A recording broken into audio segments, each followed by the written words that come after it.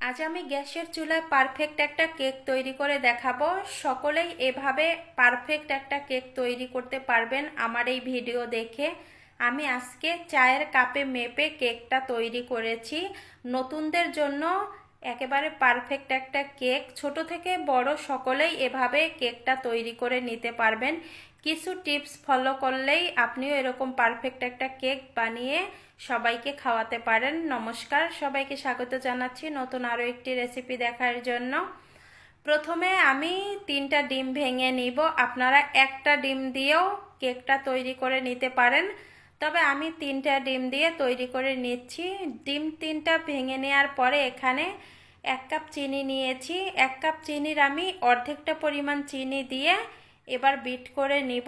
আপনারা চাইলে hand which দিয়েও এভাবে বিট করে নিতে পারেন। আর এখানে একটা কথা বলি, মিষ্টিটা আপনারা আপনাদের টেস্টের উপর ডিপেন্ড করে দিবেন। আমরা যেহেতু মিষ্টিটা একটু বেশি খাই, এজন্য বেশি পরিমাণে দিলাম। আমি 3 মিনিটের মতো বিট করে নিয়েছি। তারপরে বাকি যে মিষ্টি আছে মানে চিনি, সেটাও আমি দিয়ে দিলাম। দিয়ে এবার ভালোভাবে বিট করে নিতে হবে। আমি 5 থেকে 6 মিনিটের মতো বিট করে নিয়েছি। এখনে কিন্তু বিট করা হয়ে গেছে, দেখেন। এবার আমি এখানে দিয়ে দিব ওই কাপেরই অর্ধেক পরিমাণ তেল। যে কাপে আপনি কেকটা তৈরি করবেন ওই কাপের অর্ধেক পরিমাণ সয়াবিন তেল দিয়ে দিবেন। আমি অর্ধেকটা পরিমাণ সয়াবিন তেল দিয়ে আবারও বিট করে নিচ্ছি। ভালোভাবে বিট করে নিতে হবে। বিট করে নেওয়া হয়ে গেছে। এখন আমি এখান থেকে একটা কাটার এখানে রেখে দিচ্ছি। এটা দিয়েই আমি হ্যান্ডউইচের কাজটা করে নিব। এবার এখানে 1 চামচের মতো দিয়ে দিলাম ভ্যানিলা এসেন্স। এরপরে দিয়ে দিলাম স্বাদ মতো লবণ। লবণ আর ভ্যানিলা এসেন্স ভালোভাবে মিশিয়ে নিব আমি। মিশিয়ে নেওয়া হয়ে গেছে। এখন 1 কাপ ময়দা দিলাম। 1 কাপ ময়দার সাথে আমি এখানে দিয়ে দিব হাফ চামচ বেকিং পাউডার। এবার এই উপকরণগুলো চেলে দিব। অবশ্যই ময়দাটা কিন্তু চেলে দিবেন, এতে করে কেকটা খুব সফট হয়, কোনো দলা পেকে যাবে না।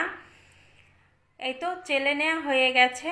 এবার আমি ভালোভাবে মিশিয়ে নিব।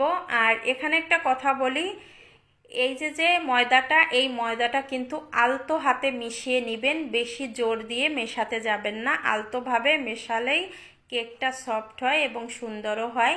আজকে গুঁড়ো দুধ দিয়ে আমি কেকটা তৈরি করব, এজন্য 1 প্যাকেট গুঁড়া দুধ আমি দিয়ে এটাও চেলে নিলাম।